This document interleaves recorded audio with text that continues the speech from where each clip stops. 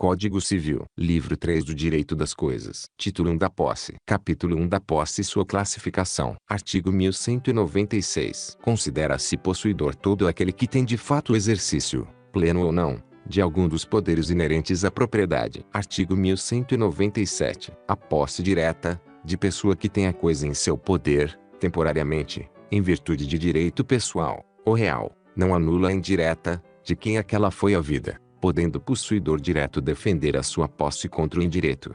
Artigo 1198. Considera-se detentor aquele que, achando-se em relação de dependência para com o outro, conserva a posse em nome deste e em cumprimento de ordens ou instruções suas. Parágrafo único. Aquele que começou a comportar-se do modo como prescreve este artigo, em relação ao bem e a outra pessoa, presume-se detentor, até que prove o contrário. Artigo 1199. Se duas ou mais pessoas possuírem coisa indivisa, poderá cada uma exercer sobre ela atos possessórios, contanto que não excluam os dos outros compossuidores. Artigo 1200. É justa a posse que não for violenta, clandestina ou precária. Artigo 1201. É de boa fé a posse, se o possuidor ignora o vício, ou o obstáculo que impede a aquisição da coisa. Parágrafo único. O possuidor com justo título tem por si a presunção de boa fé, salvo prova em contrário, ou quando a lei expressamente não admite esta presunção. Artigo 1202. A posse de boa-fé só perde este caráter no caso e desde o momento em que as circunstâncias façam presumir que o possuidor não ignora que possui indevidamente. Artigo 1203. Salvo prova em contrário, entende-se manter a posse o mesmo caráter com que foi adquirida. Capítulo 2 da aquisição da posse. Artigo 1204. Adquire-se a posse desde o momento em que se torna possível o exercício, em nome próprio, de qualquer dos poderes inerentes à propriedade. Artigo 1205. A posse pode ser adquirida: 1. Pela própria pessoa que a pretende ou por seu representante. 2. Por terceiro sem mandato, dependendo de ratificação. Artigo 1206. A posse transmite-se aos herdeiros ou legatários do possuidor com os mesmos caracteres. Artigo 1207. O sucessor universal continua de direito à posse do seu antecessor, e ao sucessor singular é facultado unir sua posse à do antecessor, para os efeitos legais. Artigo 1208. Não induzem posse os atos de mera permissão ou tolerância, assim como não autorizam a sua aquisição os atos violentos, ou clandestinos, senão depois de cessar a violência ou a clandestinidade. Artigo 1209. A posse do imóvel faz presumir, até prova contrária, a das coisas móveis que neles estiverem. Capítulo 3 dos efeitos da posse. Artigo 1210. O possuidor tem direito a ser mantido na posse em caso de turbação, restituído no desbulho, e segurado de violência eminente, se tiver justo receio de ser molestado.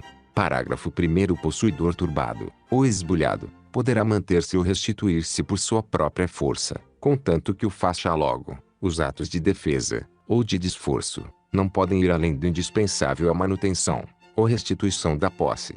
Parágrafo 2º. Não obsta a manutenção ou reintegração na posse a alegação de propriedade, ou de outro direito sobre a coisa. Artigo 1211. Quando mais de uma pessoa se disser possuidora, manter-se-á provisoriamente a que tiver a coisa, se não estiver manifesto que obteve de alguma das outras por modo vicioso. Artigo 1212. O possuidor pode intentar ação de esbulho, ou a de indenização, contra o terceiro, que recebeu a coisa esbulhada sabendo que o era. Artigo 1213. O disposto nos artigos antecedentes não se aplica a servidões não aparentes, salvo quando os respectivos títulos provierem do possuidor do prédio serviente, ou daqueles de quem este o houve. Artigo 1214. O possuidor de boa-fé tem direito, enquanto ela durar, aos frutos percebidos. Parágrafo único. Os frutos pendentes ao tempo em que cessar a boa-fé devem ser restituídos. Depois de deduzidas as despesas da produção e custeio, devem ser também restituídos os frutos colhidos com antecipação. Artigo 1215. Os frutos naturais e industriais reputam-se colhidos e percebidos, logo que são separados. Os civis reputam-se percebidos dia por dia. Artigo 1216. O possuidor de má-fé responde por todos os frutos colhidos e percebidos, bem como pelos que, por culpa sua, deixou de perceber. Desde o momento em que se constituiu de má-fé, tem direito às despesas da produção e custeio. Artigo 1217. O possuidor de boa-fé não responde pela perda ou deterioração da coisa, a que não der causa. Artigo 1218. O possuidor de má-fé responde pela perda ou deterioração da coisa, ainda que acidentais, salvo se provar que de igual modo se teriam dado, estando ela na posse do reivindicante. Artigo 1219. O possuidor de boa-fé tem direito à indenização das benfeitorias necessárias e úteis, bem como, quanto às voluptuárias, se não lhe forem pagas, a levantá-las, quando puder sem detrimento da coisa, e poderá exercer o direito de retenção pelo valor das benfeitorias necessárias e úteis. Artigo 1220. Ao possuidor de má-fé serão ressarcidas somente as benfeitorias necessárias. Não lhe assiste o direito de retenção pela importância destas, nem o de levantar as voluptuárias.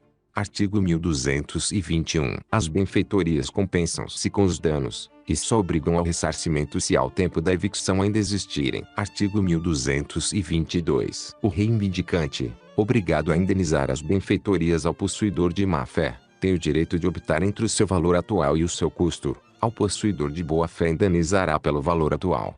Capítulo 4 da perda da posse. Artigo 1223. Perde-se a posse quando cessa, embora contra a vontade do possuidor, o poder sobre o bem, ao qual se refere o artigo 1196. Artigo 1224. Só se considera perdida a posse para quem não presenciou o esbulho, quando, tendo notícia dele, se abstém de retornar a coisa, ou, tentando recuperá-la, é violentamente repelido. Título 2 dos Direitos Reais. Capítulo único. Disposições Gerais. Artigo 1225. São direitos reais: 1. A propriedade. 2. A superfície. 3. As servidões. 4. O usufruto. 5. O uso. 6. A habitação. 7. O direito do promitente comprador do imóvel. 8. O penhor. 9. A hipoteca. 10. A anticrese. 11. A concessão de uso especial para fins de moradia. 12. A concessão de direito real de uso. 13. A laje. Artigo 1226. Os direitos reais sobre coisas móveis, quando constituídos, ou transmitidos por atos entre vivos, só se adquirem com a tradição. Artigo 1227. Os direitos reais sobre imóveis constituídos, ou transmitidos por atos entre vivos, só se adquirem com o registro no cartório de registro de imóveis dos referidos títulos. Artigos 1245 a 1247, salvo os casos expressos neste Código. Título 3 da Propriedade. Capítulo 1 da Propriedade em geral. Seção Disposições Preliminares. Artigo 1228. O proprietário tem a faculdade de usar, gozar e dispor da coisa, e o direito de revê-la do poder de quem quer que injustamente a possua ou detenha. Parágrafo 1º. O direito de propriedade deve ser exercido em consonância com as suas finalidades econômicas e sociais e de modo que sejam preservados, de conformidade com o estabelecido em lei especial, a flora, a fauna, as belezas naturais, o equilíbrio ecológico e o patrimônio histórico e artístico, bem como evitada a poluição do ar e das águas. Parágrafo 2º. São defesos os atos que não trazem ao proprietário qualquer comodidade ou utilidade, e sejam animados pela intenção de prejudicar outrem. Parágrafo 3º. O proprietário pode ser privado da coisa, nos casos de desapropriação, por necessidade ou utilidade pública ou interesse social, bem como no de requisição, em caso de perigo público iminente. Parágrafo 4º. O proprietário também pode ser privado da coisa se o imóvel reivindicado consistir em extensa área, na posse ininterrupta e de boa-fé, por mais de 5 anos, de considerável número de pessoas, e estas nela houverem realizado, em conjunto ou separadamente, obras e serviços considerados pelo juiz de interesse social e econômico relevante. Parágrafo 5º. No caso do parágrafo antecedente, o juiz fixará a justa indenização devida ao proprietário. Pago o preço, valerá a sentença como título para o registro do imóvel em nome dos possuidores. Artigo 1229. A propriedade do solo abrange a do espaço aéreo e subsolo correspondentes, em altura e profundidade úteis ao seu exercício, não podendo o proprietário opor-se a atividades que sejam realizadas, por terceiros, a uma altura ou profundidade tais, que não tenha ele interesse legítimo em impedi-las. Artigo 1230. A propriedade do solo não abrange as jazidas, minas e demais recursos minerais, os potenciais de energia hidráulica, os monumentos arqueológicos e outros bens referidos por leis especiais. Parágrafo único. O proprietário do solo tem o direito de explorar os recursos minerais de emprego imediato na construção civil, desde que não submetidos à transformação industrial, obedecido o disposto em lei especial. Artigo 1231. A propriedade presume-se plena e exclusiva, até prova em contrário. Artigo 1232. Os frutos e mais produtos da coisa pertencem, ainda quando separados, ao seu proprietário, salvo se, por preceito jurídico especial, couberem a outrem. Seção 2 da descoberta. Artigo 1233. Quem quer que ache coisa alheia perdida há de restituí-la ao dono ou legítimo possuidor. Parágrafo único. Não o conhecendo, o descobridor fará por encontrá-lo, e, se não o encontrar, entregará a coisa achada à autoridade competente. Artigo 1234. Aquele que restituir a coisa achada, nos termos do artigo antecedente, tem direito a uma recompensa não inferior a 5% do seu valor, e a indenização pelas despesas que houver feito com a conservação e transporte da coisa, se o dono não preferir abandoná-la. Parágrafo único. Na determinação do montante da recompensa, considerar-se-á o esforço desenvolvido pelo descobridor para encontrar o dono, ou o legítimo possuidor, as possibilidades que teria este de encontrar a coisa e a situação econômica de ambos. Artigo 1235. O descobridor responde pelos prejuízos causados ao proprietário ou possuidor legítimo, quando tiver procedido com dolo. Artigo 1236. A autoridade competente dará conhecimento da descoberta através da imprensa e outros meios de informação, somente expedindo editar se o seu valor os comportar. Artigo 1237. Decorridos 60 dias da divulgação da notícia pela imprensa, ou do edital, não se apresentando quem comprove a propriedade sobre a coisa, será esta vendida em asta pública e, deduzidas do preço as despesas, mais a recompensa do descobridor, pertencer ao remanescente ao município em cuja circunscrição se deparou o objeto perdido.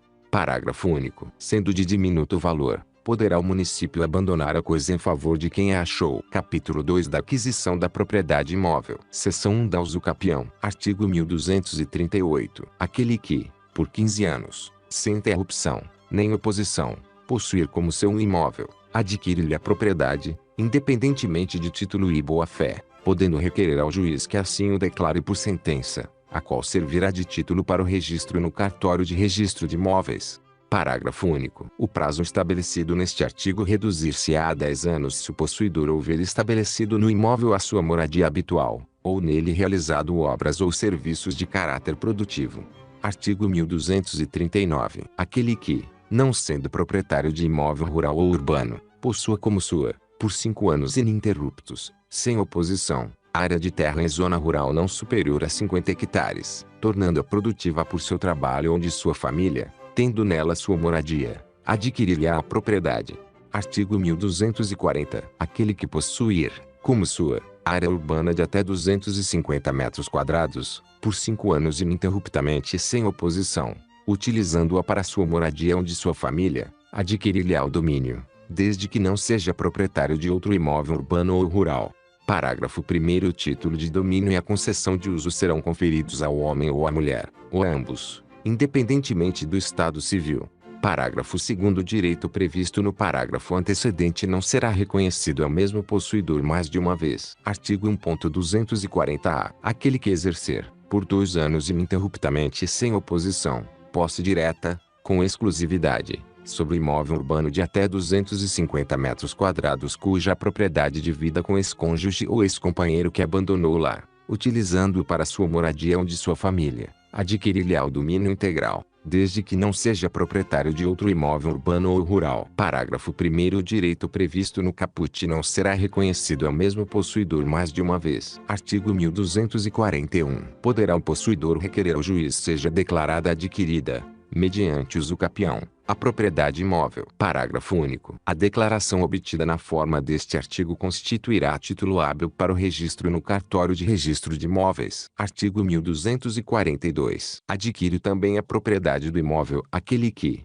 contínua e incontestadamente, com justo título e boa-fé, o possuir por 10 anos. Parágrafo único. Será de 5 anos o prazo previsto neste artigo se o imóvel houver sido adquirido, onerosamente, com base no registro constante do respectivo cartório, cancelada posteriormente, desde que os possuidores nele tiverem estabelecido a sua moradia, ou realizado investimentos de interesse social e econômico. Artigo 1243. O possuidor pode, para o fim de contar o tempo exigido pelos artigos antecedentes, acrescentar à sua posse dos seus antecessores. Artigo 1207. Contanto que todas sejam contínuas, pacíficas e, nos casos do artigo 1242, com justo título e de boa-fé. Artigo 1244. Estende-se ao possuidor o disposto quanto ao devedor acerca das causas que obstam, suspendem ou interrompem a prescrição, as quais também se aplicam ao usucapião. Seção 2 da aquisição pelo registro do título. Artigo 1245. Transfere-se entre vivos a propriedade mediante o registro do título translativo no registro de imóveis. Parágrafo 1º. Enquanto não se registrar o título translativo, o alienante continua a ser havido como dono do imóvel. Parágrafo 2º. Enquanto não se promover, por meio de ação própria, a decretação de invalidade do registro, e o respectivo cancelamento, o adquirente continua a ser havido como dono do imóvel. Artigo 1246. O registro é eficaz desde o momento em que se apresentar o título ao oficial do registro, e este o prenotar no protocolo. Artigo 1247. Se o teor do registro não exprimir a verdade, poderá o interessado reclamar que se retifique ou anule. Parágrafo único. Cancelado o registro, poderá o proprietário reivindicar o imóvel, independentemente da boa-fé ou do título do terceiro adquirente. Seção 3 da aquisição por acessão. Artigo 1248. A acessão pode dar-se: 1. Por formação de ilhas. 2. Por aluvião. 3. Por avulsão. 4. Por abandono de alveo. 5. Por plantações ou construções. Subseção 1 das ilhas. Artigo 1249. As ilhas que se formarem em correntes comuns ou particulares pertencem aos proprietários ribeirinhos fronteiros, observadas as regras seguintes. 1. As que se formarem no meio do rio consideram-se acréscimos sobrevindos aos terrenos ribeirinhos fronteiros de ambas as margens, na proporção de suas testadas, até a linha que dividir o alveo em duas partes iguais. 2. As que se formarem entre a referida linha e uma das margens consideram-se acréscimos aos terrenos ribeirinhos fronteiros desse mesmo lado. 3. As que se formarem pelo desdobramento de um novo braço do rio continuam a pertencer aos proprietários dos terrenos à custa dos quais se constituíram. Subseção 2 da aluvião. Artigo 1250. Os acréscimos formados, sucessiva e imperceptivelmente, por depósitos e aterros naturais ao longo das margens das correntes, ou pelo desvio das águas destas, pertencem aos donos dos terrenos marginais, sem indenização. Parágrafo único. O terreno aluvial, que se formar em frente de prédios de proprietários diferentes, dividir-se-á entre eles, na proporção da testada de cada um sobre a antiga margem. Subseção 3 da avulsão. Artigo 1251. Quando, por força natural violenta, uma porção de terra se destacar de um prédio e se juntar a outro, o dono deste adquirirá a propriedade do acréscimo, se indenizar o dono do primeiro ou, sem indenização, se, em um ano, ninguém houver reclamado. Parágrafo único. Recusando-se ao pagamento de indenização, o dono do prédio a que se juntou a porção de terra deverá aquiescer a que se remova a parte acrescida. Subseção 4 do alveo abandonado. Artigo 1252. O alveo abandonado de corrente pertence aos proprietários ribeirinhos das duas margens, sem que tenham indenização os donos dos terrenos por onde as águas abrirem novo curso, entendendo-se que os prédios marginais se estendem até o meio do alveo. Subseção 5 das construções e plantações. Artigo 1253. Toda construção ou plantação existente em um terreno presume-se feita pelo proprietário e à sua custa, até que se prove o contrário. Artigo 1254. Aquele que semeia, planta ou edifica em terreno próprio com sementes, plantas ou materiais alheios, adquire a propriedade destes, mas fica obrigado a pagar-lhes o valor, além de responder por perdas e danos, se agiu de má fé. Artigo 1255. Aquele que semeia, planta ou edifica em terreno alheio perde, em proveito do proprietário, as sementes, plantas e construções, se procedeu de boa fé, terá direito à indenização. Parágrafo único. Se a construção ou a plantação exceder consideravelmente o valor do terreno, aquele que, de boa fé, plantou ou edificou, adquirirá a propriedade do solo, mediante pagamento da indenização fixada judicialmente, se não houver acordo. Artigo 1256. Se de ambas as partes houve má-fé, adquirirá o proprietário as sementes, plantas e construções, devendo ressarcir o valor das acessões. Parágrafo único. Presume-se má-fé no proprietário, quando o trabalho de construção, ou lavoura, se fez em sua presença e sem impugnação sua. Artigo 1257. O disposto no artigo antecedente aplica-se ao caso de não pertencerem às sementes, plantas ou materiais e quem de boa fé os empregou em solo alheio. Parágrafo único. O proprietário das sementes, plantas ou materiais poderá cobrar do proprietário do solo a indenização devida, quando não puder havê-la do plantador ou construtor. Artigo 1258. Se a construção, feita parcialmente em solo próprio, invade solo alheio em proporção não superior à 20ª parte deste, adquire o construtor de boa-fé a propriedade da parte do solo invadido, se o valor da construção exceder dessa parte, e responde por indenização que represente, também, o valor da área perdida e a desvalorização da área remanescente. Parágrafo único. Pagando em décuplo as perdas e danos previstos neste artigo, o construtor de má-fé adquire a propriedade da parte do solo que invadiu, se em proporção à 20ª parte deste o valor da construção exceder consideravelmente o dessa parte e não se puder demolir a porção invasora sem grave prejuízo para a construção. Artigo 1259. Se o construtor estiver de boa-fé, e a invasão do solo alheio exceder a 20ª parte deste, adquire a propriedade da parte do solo invadido, e responde por perdas e danos que abranjam o valor que a invasão acrescer à construção, mais o da área perdida e o da desvalorização da área remanescente, se de má-fé, é obrigado a demolir o que nele construiu, pagando as perdas e danos apurados, que serão devidos em dobro. Capítulo 3 da aquisição da propriedade imóvel. Seção 1 da usucapião. Artigo 1260. Aquele que possuir coisa móvel como sua, contínua e incontestadamente durante 3 anos, com justo título e boa-fé, adquirir-lhe-á a propriedade. Artigo 1261. Se a posse da coisa móvel se prolongar por 5 anos, produzirá usucapião, independentemente de título ou boa-fé. Artigo 1262. Aplica-se ao usucapião das coisas móveis o disposto nos arts. 1243 e 1244. Seção 2 da ocupação. Artigo 1263. Quem se assenhorear de coisa sem dono para logo lhe adquire a propriedade, não sendo essa ocupação defesa por lei. Seção 3 do achado do tesouro. Artigo 1264. O depósito antigo de coisas preciosas, oculto e de cujo dono não haja memória, será dividido por igual entre o proprietário do prédio e o que achar o tesouro casualmente. Artigo 1265. O tesouro pertencerá por inteiro ao proprietário do prédio, se for achado por ele, ou em pesquisa que ordenou, ou por terceiro não autorizado. Artigo 1266. Achando-se em terreno aforado, o tesouro será dividido por igual entre o descobridor e o enfitelta, ou será deste por inteiro quando ele mesmo seja o descobridor. Seção 4 da tradição. Artigo 1267. A propriedade das coisas não se transfere pelos negócios jurídicos antes da tradição. Parágrafo único. Subentende-se a tradição quando o transmitente continua a possuir pelo constituto possessório, quando cede ao adquirente o direito à restituição da coisa, que se encontra em poder de terceiro, ou quando o adquirente já está na posse da coisa, por ocasião do negócio jurídico. Artigo 1268. Feita por quem não seja proprietário, a tradição não aliena a propriedade, exceto se a coisa, oferecida ao público, em leilão ou estabelecimento comercial, for transferida em circunstâncias tais que, ao adquirente de boa-fé, como a qualquer pessoa, o alienante se afigurar dono. Parágrafo 1º. Se o adquirente estiver de boa-fé e o alienante adquirir depois a propriedade, considera-se realizada a transferência desde o momento em que ocorreu a tradição. Parágrafo 2º. Não transfere a propriedade à tradição, quando tiver por título um negócio jurídico nulo. Seção 5 da especificação. Artigo 1269. Aquele que, trabalhando em matéria-prima em parte alheia, obtiver espécie nova, desta será proprietário, se não se puder restituir a forma anterior.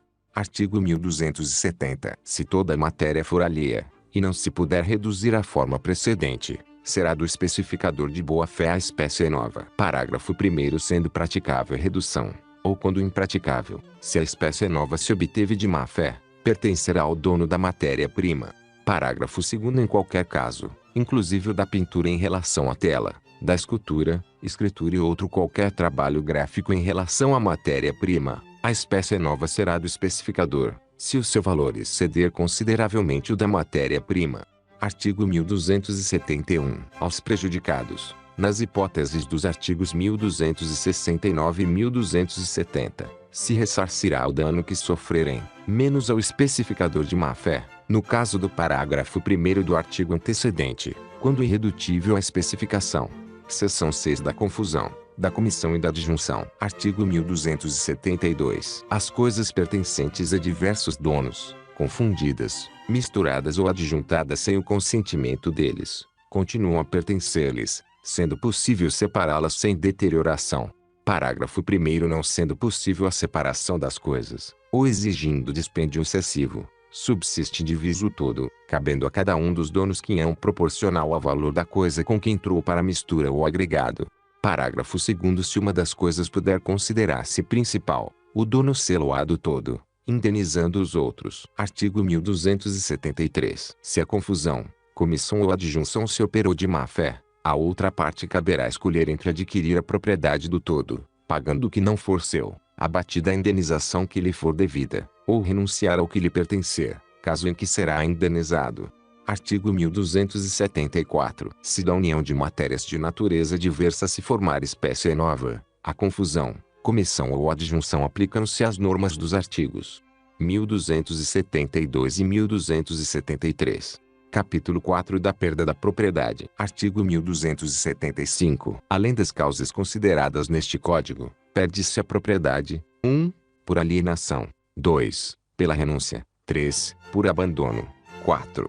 Por perecimento da coisa. 5. Por desapropriação. Parágrafo único. Nos casos dos incisos 1 e 2, os efeitos da perda da propriedade imóvel serão subordinados ao registro do título transmissivo ou do ato renunciativo no registro de imóveis.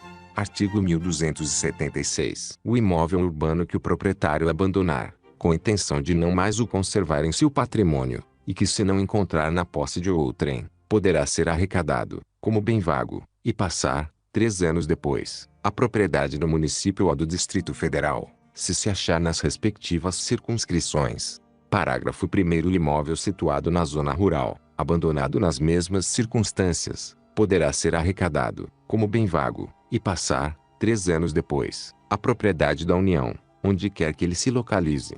Parágrafo 2º. Presumir-se-á de modo absoluto a intenção a que se refere este artigo, quando, cessados os atos de posse, deixar o proprietário de satisfazer os ônus fiscais. Capítulo 5 dos direitos de vizinhança. Seção 1 do uso anormal da propriedade. Artigo 1277. O proprietário ou o possuidor de um prédio tem o direito de fazer cessar as interferências prejudiciais à segurança, ao sossego e à saúde dos que o habitam, provocadas pela utilização de propriedade vizinha. Parágrafo único. Proíbem-se as interferências considerando-se a natureza da utilização, a localização do prédio, atendidas as normas que distribuem as edificações em zonas, e os limites ordinários de tolerância dos moradores da vizinhança. Artigo 1278. O direito a que se refere o artigo antecedente não prevalece quando as interferências forem justificadas por interesse público, caso em que o proprietário ou o possuidor, causador delas, pagará ao vizinho indenização cabal. Artigo 1279. Ainda que por decisão judicial devam ser toleradas as interferências, poderá o vizinho exigir a sua redução, ou eliminação, quando estas se tornarem possíveis. Artigo 1280. O proprietário ou o possuidor tem direito a exigir do dono do prédio vizinho a demolição, ou a reparação deste, quando ameace ruína, bem como que lhe preste caução pelo dano iminente. Artigo 1281. O proprietário ou o possuidor de um prédio, em que alguém tenha direito de fazer obras, pode, no caso de dano iminente, exigir do autor delas as necessárias garantias contra o prejuízo eventual. Seção 2 das árvores limítrofes. Artigo 1282. A árvore, cujo tronco estiver na linha divisória, presume-se pertencer em comum aos donos dos prédios confinantes. Artigo 1283. As raízes e os ramos de árvore, que ultrapassarem a extrema do prédio, poderão ser cortados, até o plano vertical divisório, pelo proprietário do terreno invadido.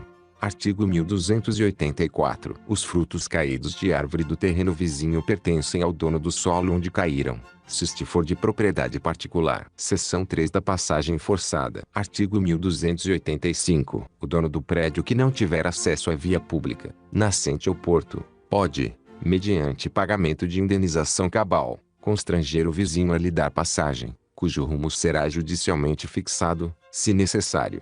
Parágrafo 1º. Sofrerá o constrangimento o vizinho cujo imóvel mais natural e facilmente se prestar à passagem. Parágrafo 2º. Se ocorrer alienação parcial do prédio, de modo que uma das partes perca o acesso à via pública, nascente ou porto, o proprietário da outra deve tolerar a passagem. Parágrafo 3º. Aplica-se o disposto no parágrafo antecedente ainda quando, antes da alienação, existia passagem através de imóvel vizinho, não estando o proprietário deste constrangido, depois, a dar uma outra. Seção 4 da passagem de cabos e tubulações. Artigo 1286. Mediante recebimento de indenização que atenda, também, à desvalorização da área remanescente, o proprietário é obrigado a tolerar a passagem, através de seu imóvel, de cabos, tubulações e outros condutos subterrâneos de serviços de utilidade pública, em proveito de proprietários vizinhos, quando de outro modo for impossível ou excessivamente onerosa. Parágrafo único. O proprietário prejudicado pode exigir que a instalação seja feita de modo menos gravoso ao prédio onerado, bem como, depois, seja removida, à sua custa, para outro local do imóvel.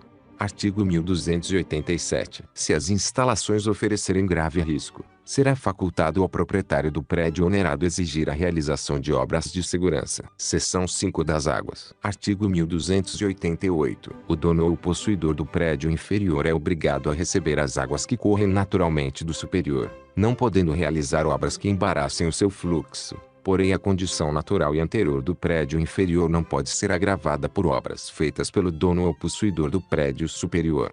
Artigo 1289. Quando as águas, artificialmente levadas ao prédio superior, ou aí colhidas, correrem dele para o inferior, poderá o dono deste reclamar que se desviem, ou se lhe indenize o prejuízo que sofrer. Parágrafo único. Da indenização será deduzido o valor do benefício obtido. Artigo 1290. O proprietário de nascente, ou do solo onde caem águas pluviais, satisfeitas as necessidades de seu consumo, não pode impedir, ou desviar o curso natural das águas remanescentes pelos prédios inferiores. Artigo 1291. O possuidor do imóvel superior não poderá poluir as águas indispensáveis às primeiras necessidades da vida dos possuidores dos imóveis inferiores. As demais, que poluir, deverá recuperar, ressarcindo os danos que estes sofrerem, se não for possível a recuperação ou desvio do curso artificial das águas. Artigo 1292. O proprietário tem direito de construir barragens, açudes, ou outras obras para represamento de água em seu prédio. Se as águas represadas invadirem prédio alheio, será o seu proprietário indenizado pelo dano sofrido, deduzido o valor do benefício obtido. Artigo 1293. É permitido a quem quer que seja, mediante prévia indenização aos proprietários prejudicados, construir canais, através de prédios alheios, para receber as águas a que tenha direito, indispensáveis às primeiras necessidades da vida, e, desde que não cause prejuízo considerável à agricultura e à indústria, bem como para o escoamento de águas supérfluas ou acumuladas, ou a drenagem de terrenos. Parágrafo 1º. Ao proprietário prejudicado, em tal caso, também assiste direito ao ressarcimento pelos danos que de futuro lhe advenham da infiltração ou irrupção das águas, bem como da deterioração das obras destinadas a canalizá-las. Parágrafo 2º. O proprietário prejudicado poderá exigir que seja subterrânea a canalização que atravessa áreas edificadas, pátios, hortas, jardins ou quintais. Parágrafo 3º. O aqueduto será construído de maneira que cause o menor prejuízo aos proprietários dos imóveis vizinhos, e a expensas do seu dono, a quem incumbem também as despesas de conservação. Artigo 1294. Aplica-se ao direito de aqueduto o disposto nos artigos 1286 e 1287. Artigo 1295. O aqueduto não impedirá que os proprietários cerquem os imóveis e construam sobre ele, sem prejuízo para sua segurança e conservação. Os proprietários dos imóveis poderão usar das águas do aqueduto para as primeiras necessidades da vida. Artigo 1296. Havendo no aqueduto águas supérfluas, outros poderão canalizá-las, para os fins previstos no artigo 1293, mediante pagamento de indenização aos proprietários prejudicados e ao dono do aqueduto, de importância equivalente às despesas que então seriam necessárias para a condução das águas até o ponto de derivação. Parágrafo único. Tem preferência os proprietários dos imóveis atravessados pelo aqueduto. Seção 6. Os limites entre prédios e do direito de tapagem. Artigo 1297. O proprietário tem direito a cercar, murar, valar ou tapar de qualquer modo o seu prédio, urbano ou rural, e pode constranger o seu confinante a proceder com ele a demarcação entre os dois prédios, a aviventar rumos apagados e a renovar marcos destruídos ou arruinados, repartindo-se proporcionalmente entre os interessados as respectivas despesas. Parágrafo 1º. Os intervalos, muros, cercas e os tapumes divisórios, tais como sebas vivas, cercas de arame ou de madeira, vales ou banquetas, presumem-se, até prova em contrário, pertencer a ambos os proprietários confinantes, sendo estes obrigados, de conformidade com os costumes da localidade, a concorrer, em partes iguais, para as despesas de sua construção e conservação. Parágrafo 2º. As sebas vivas, as árvores, ou plantas quaisquer, que servem de marco divisório, só podem ser cortadas, ou arrancadas, de comum acordo entre proprietários. Parágrafo 3º. A construção de tapumes especiais para impedir a passagem de animais de pequeno porte, ou para outro fim, pode ser exigida de quem provocou a necessidade deles, pelo proprietário, que não está obrigado a concorrer para as despesas. Artigo 1298. Sendo confusos, os limites, em falta de outro meio, se determinarão de conformidade com a posse justa, e, não se achando ela provada, o terreno contestado se dividirá por partes iguais entre os prédios, ou, não sendo possível a divisão cômoda, se adjudicará a um deles, mediante indenização ao outro. Seção 7 do direito de construir. Artigo 1299. O proprietário pode levantar em seu terreno as construções que lhe aprouver, salvo o direito dos vizinhos e os regulamentos administrativos. Artigo 1300. O proprietário construirá de maneira que o seu prédio não despeje águas, diretamente, sobre o prédio vizinho. Artigo 1301. É defeso abrir janelas, ou fazer eirado, terraço ou varanda, a menos de 1,5 m do terreno vizinho. Parágrafo 1º. As janelas cuja visão não incida sobre a linha divisória, bem como as perpendiculares, não poderão ser abertas a menos de 75 centímetros. Parágrafo 2º. As disposições deste artigo não abrangem as aberturas para luz ou ventilação, não maiores de 10 centímetros de largura sobre 20 de comprimento e construídas a mais de 2 metros de altura de cada piso.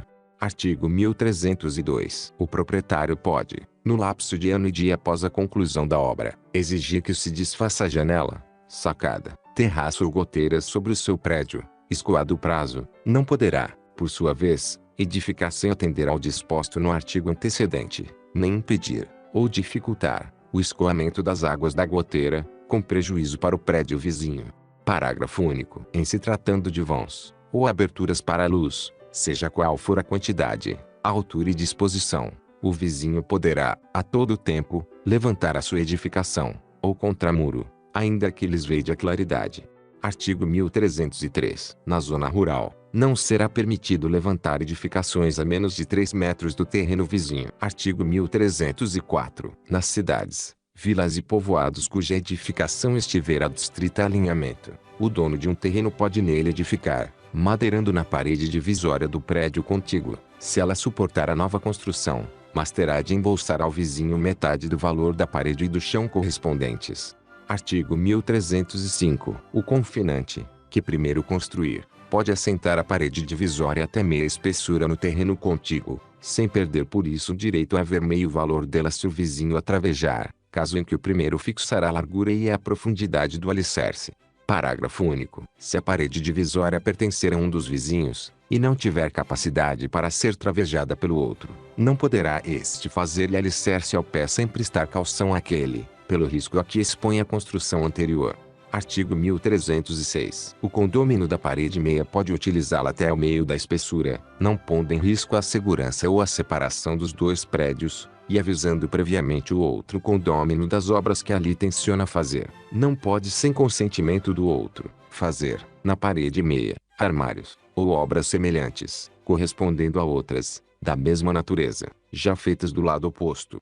Artigo 1307. Qualquer dos confinantes pode altear a parede divisória, se necessário reconstruindo-a, para suportar o alteamento, arcará com todas as despesas, inclusive de conservação, ou com metade, se o vizinho adquirir meação também na parte aumentada.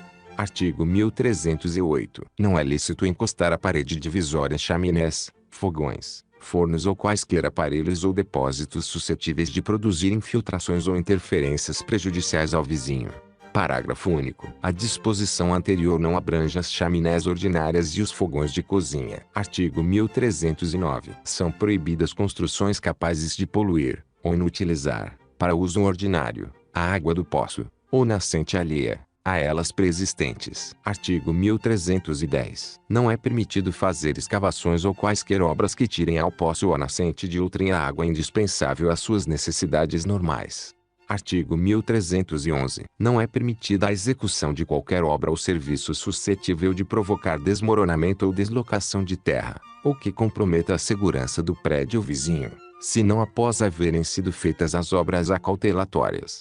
Parágrafo único. O proprietário do prédio vizinho tem direito a ressarcimento pelos prejuízos que sofrer, não obstante haverem sido realizadas as obras acautelatórias.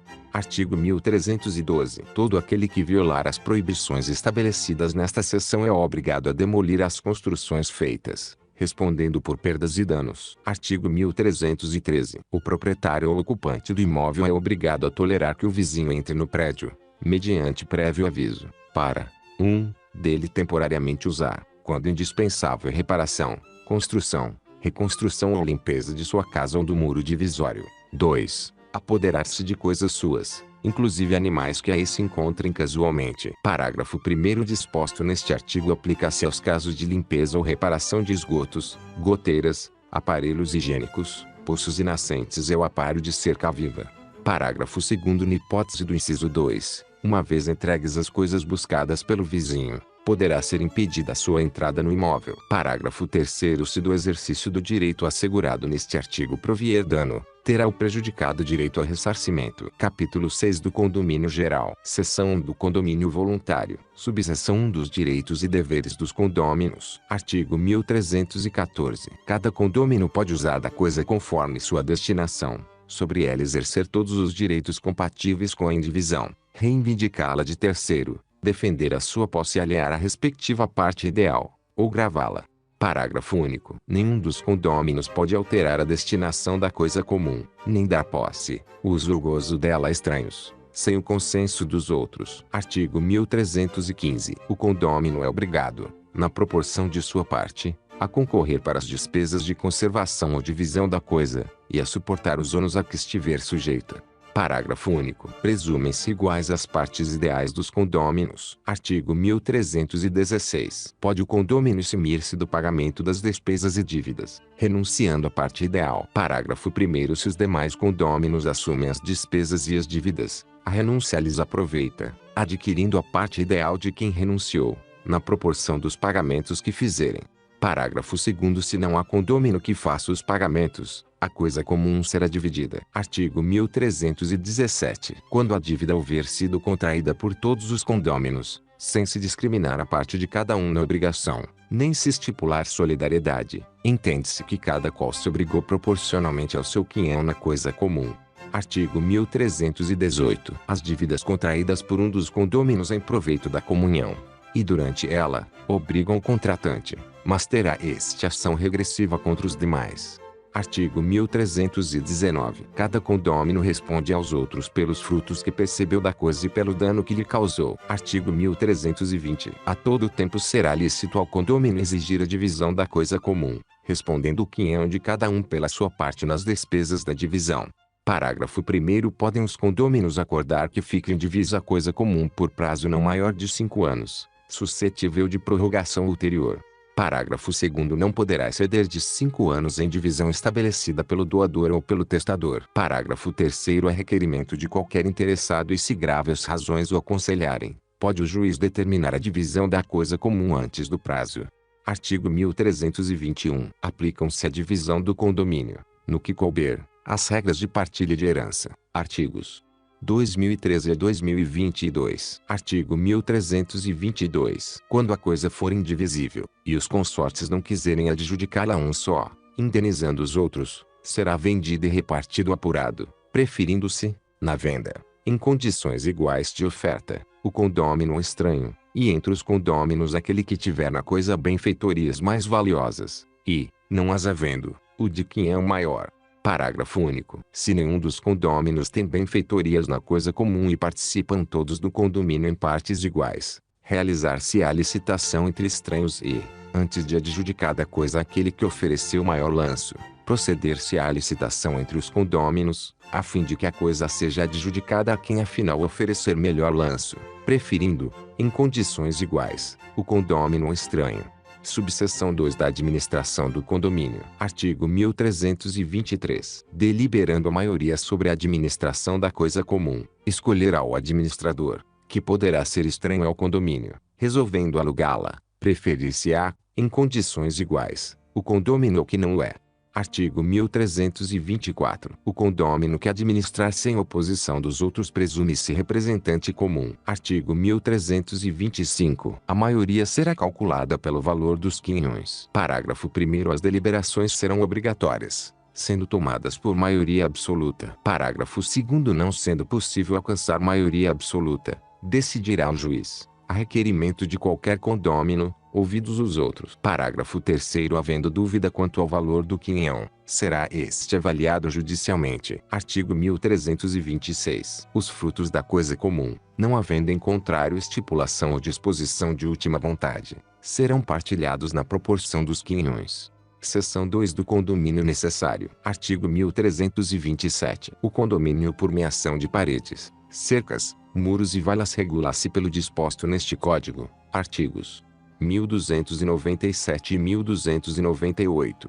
1304 a 1307. Artigo 1328. O proprietário que tiver direito a extremar um imóvel com paredes, cercas, muros, valas ou valados, tê-lo-á igualmente a adquirir meação na parede, muro, valado ou cerca do vizinho, embolsando-lhe metade do que atualmente valer a obra e o terreno por ela ocupado. Artigo 1297. Artigo 1329. Não convindo os dois no preço da obra, será este arbitrado por peritos, a expensas de ambos os confinantes. Artigo 1330. Qualquer que seja o valor da meação, enquanto aquele que pretender a divisão não o pagar ou depositar, nenhum uso poderá fazer na parede, muro, vala, cerca ou qualquer outra obra divisória. Capítulo 7 do Condomínio Edilício. Seção Disposições Gerais. Artigo 1331. Pode haver, em edificações, partes que são propriedade exclusiva, e partes que são propriedade comum dos condôminos. Parágrafo 1º. As partes suscetíveis de utilização independente, tais como apartamentos, escritórios, salas, lojas e sobrelojas, com as respectivas frações ideais no solo e nas outras partes comuns, sujeitam-se à propriedade exclusiva, podendo ser alienadas e gravadas livremente por seus proprietários, exceto os abrigos para veículos, que não poderão ser alienados ou alugados a pessoas estranhas ao condomínio, salvo autorização expressa na Convenção de Condomínio. Parágrafo 2º. O solo, a estrutura do prédio, o telhado, a rede geral de distribuição de água, esgoto, gás e eletricidade, a calefação e refrigeração centrais, e as demais partes comuns, inclusive o acesso ao logradouro público, são utilizados em comum pelos condôminos, não podendo ser alienados separadamente, ou divididos. Parágrafo 3º. A cada unidade imobiliária caberá, como parte inseparável, uma fração ideal no solo e nas outras partes comuns, que será identificada em forma decimal ou ordinária no instrumento de instituição do condomínio. Parágrafo 4º. Nenhuma unidade imobiliária pode ser privada do acesso ao logradouro público. Parágrafo 5º. O terraço de cobertura é parte comum, salvo disposição contrária da escritura de constituição do condomínio. Artigo 1332. Institui-se o condomínio edilício por ato entre vivos ou testamento, registrado no cartório de registro de imóveis, devendo constar daquele ato, além do disposto em lei especial, uma discriminação e individualização das unidades de propriedade exclusiva, extremadas uma das outras e das partes comuns. 2. A determinação da fração ideal atribuída a cada unidade, relativamente ao terreno e partes comuns. 3. O fim a que as unidades se destinam. Artigo 1333. A convenção que constitui o condomínio edilício deve ser subscrita pelos titulares de, no mínimo, 2/3 das frações ideais e torna-se, desde logo, obrigatória para os titulares de direitos sobre as unidades, ou para quantos sobre elas tenham posse ou detenção. Parágrafo único. Para ser oponível contra terceiros, a convenção do condomínio deverá ser registrada no cartório de registro de imóveis. Artigo 1334. Além das cláusulas referidas no artigo 1332 e das que os interessados houverem por bem estipular, a convenção determinará: 1. a cota proporcional e o modo de pagamento das contribuições dos condôminos para atender às despesas ordinárias e extraordinárias do condomínio. 2. Sua forma de administração. 3. A competência das assembleias, forma de sua convocação e quórum exigido para as deliberações. 4. As sanções a que estão sujeitos os condôminos, ou possuidores. 5. O regimento interno. Parágrafo 1º. A convenção poderá ser feita por escritura pública ou por instrumento particular. Parágrafo 2º. São equiparados aos proprietários, para os fins deste artigo, salvo disposição em contrário, os promitentes compradores e os cessionários de direitos relativos às unidades autônomas. Artigo 1335. São direitos do condômino: 1. Usar, fruir e livremente dispor das suas unidades. 2. Usar das partes comuns, conforme a sua destinação, e contanto que não exclua a utilização dos demais compossuidores. 3. Votar nas deliberações da Assembleia e delas participar, estando quite. Artigo 1336. São deveres do condômino: 1. Contribuir para as despesas do condomínio na proporção das suas frações ideais, salvo disposição em contrário na convenção. 2. Não realizar obras que comprometam a segurança da edificação. 3. Não alterar a forma e a cor da fachada, das partes e esquadrias externas. 4. Dar às suas partes a mesma destinação que tem a edificação, e não as utilizar de maneira prejudicial ao sossego, salubridade e segurança dos possuidores, ou aos bons costumes. Parágrafo 1º. O condômino que não pagar a sua contribuição ficará sujeito aos juros moratórios convencionados ou, não sendo previstos, os de 1% ao mês e multa de até 2% sobre o débito. Parágrafo 2º. O condômino, que não cumprir qualquer dos deveres estabelecidos nos incisos 2 a 4, pagará a multa prevista no ato constitutivo ou na convenção, não podendo ela ser superior a 5 vezes o valor de suas contribuições mensais, independentemente das perdas e danos que se apurarem. Não havendo disposição expressa, caberá à Assembleia Geral, por 2/3 no mínimo dos condôminos restantes, deliberar sobre a cobrança da multa. Artigo 1337. O condômino, ou possuidor, que não cumpre reiteradamente com os seus deveres perante o condômino poderá, por deliberação de 3/4 dos condôminos restantes, ser constrangido a pagar multa correspondente até ao quíntuplo do valor atribuído à contribuição para as despesas condominiais, conforme a gravidade das faltas e a reiteração, independentemente das perdas e danos que se apurem. Parágrafo único. O condômino ou possuidor que, por seu reiterado comportamento antissocial, gerar incompatibilidade de convivência com os demais condôminos ou possuidores, poderá ser constrangido a pagar multa correspondente ao décuplo do valor atribuído à contribuição para as despesas condominiais, até ulterior deliberação da Assembleia. Artigo 1338. Resolvendo o condômino alugar área no abrigo para veículos, preferir-se-á, em condições iguais, qualquer dos condôminos a estranhos, e, entre todos, os possuidores.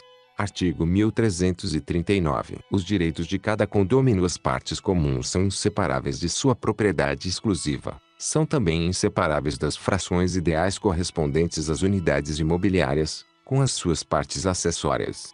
Parágrafo 1º. Nos casos deste artigo é proibido alienar ou gravar os bens em separado. Parágrafo 2º. É permitido ao condômino alienar a parte acessória de sua unidade imobiliária a outro condômino, só podendo fazê-lo a terceiro se essa faculdade constar do ato constitutivo do condomínio, e se ela não se opuser à respectiva Assembleia Geral.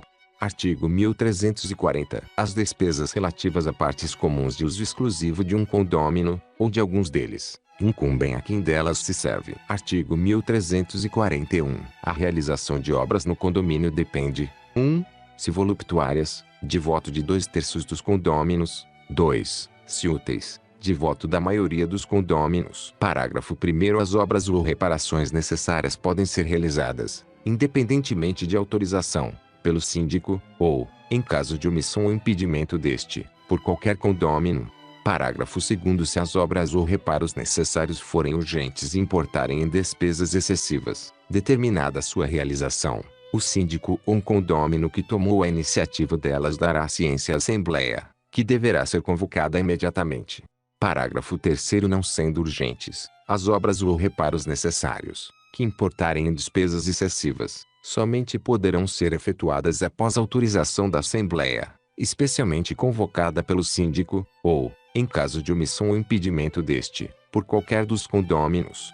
Parágrafo 4º. O condômino que realizar obras ou reparos necessários será reembolsado das despesas que efetuar, não tendo direito à restituição das que fizer com obras ou reparos de outra natureza, embora de interesse comum.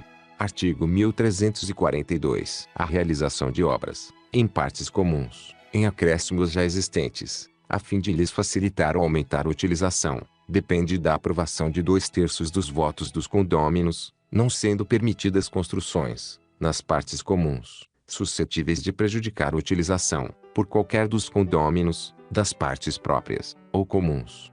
Artigo 1343. A construção de outro pavimento, ou, no solo comum, de outro edifício, destinado a conter novas unidades imobiliárias, depende da aprovação da unanimidade dos condôminos.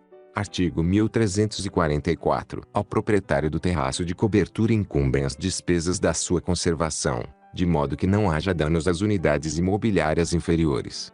Artigo 1345. O adquirente de unidade responde pelos débitos do alienante, em relação ao condomínio, inclusive multas e juros moratórios. Artigo 1346. É obrigatório o seguro de toda a edificação contra o risco de incêndio ou destruição, total ou parcial. Seção 2 da administração do condomínio. Artigo 1347. A Assembleia escolherá um síndico, que poderá não ser condômino, para administrar o condomínio, por prazo não superior a 2 anos, o qual poderá renovar-se.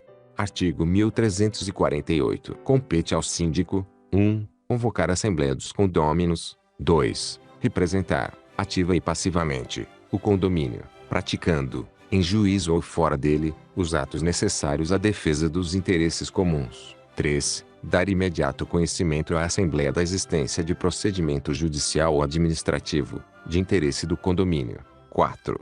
Cumprir e fazer cumprir a Convenção, o regimento interno e as determinações da Assembleia.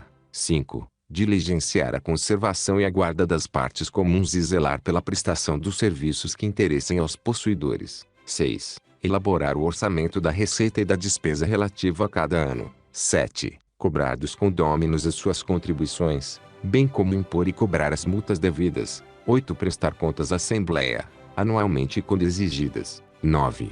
Realizar o seguro da edificação. Parágrafo 1º. Poderá a Assembleia investir outra pessoa, em lugar do síndico, em poderes de representação. Parágrafo 2º. O síndico pode transferir a outrem, total ou parcialmente, os poderes de representação ou as funções administrativas, mediante aprovação da Assembleia, salvo disposição em contrário da Convenção.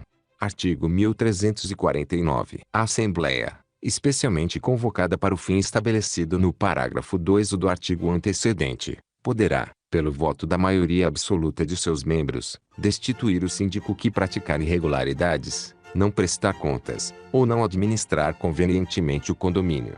Artigo 1350. Convocará ao síndico, anualmente, reunião da Assembleia dos Condôminos, na forma prevista na Convenção, a fim de aprovar o orçamento das despesas, as contribuições dos condôminos e a prestação de contas, e eventualmente eleger-lhe o substituto e alterar o regimento interno.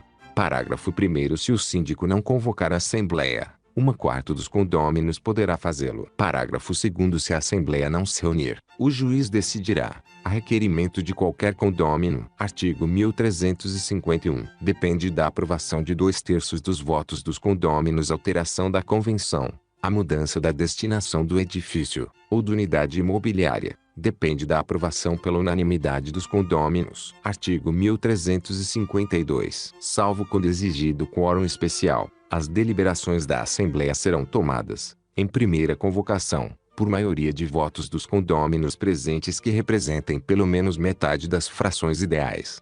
Parágrafo único. Os votos serão proporcionais às frações ideais no solo e nas outras partes comuns pertencentes a cada condômino, salvo disposição diversa da Convenção de Constituição do Condomínio.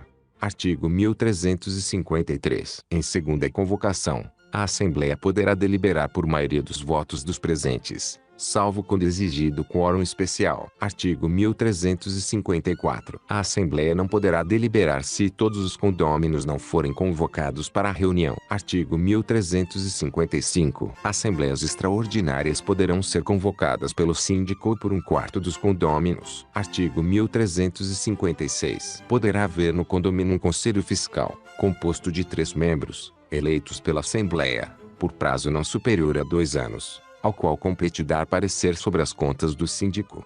Seção 3 da extinção do condomínio. Artigo 1357. Se a edificação for total ou consideravelmente destruída, ou ameace ruína, os condôminos deliberarão em assembleia sobre a reconstrução, ou venda, por votos que representem metade mais uma das frações ideais.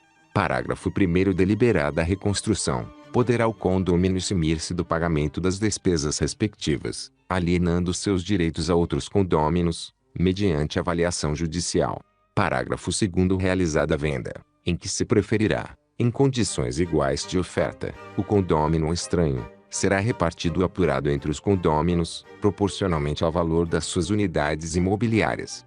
Artigo 1358. Se ocorrer desapropriação, a indenização será repartida na proporção a que se refere o parágrafo 2º do artigo antecedente.